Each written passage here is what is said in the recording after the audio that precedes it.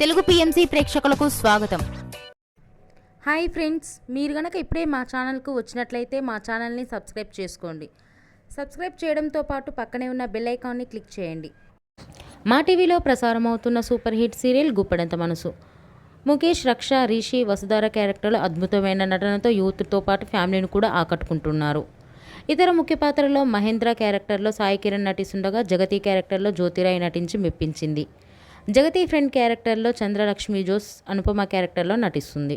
తాజాగా రిషి, వసుధార వారి లేటెస్ట్ ఫొటోస్ని అభిమానులతో పంచుకున్నారు. ఆ ఫొటోస్ని మనం కూడా చూసేద్దాం.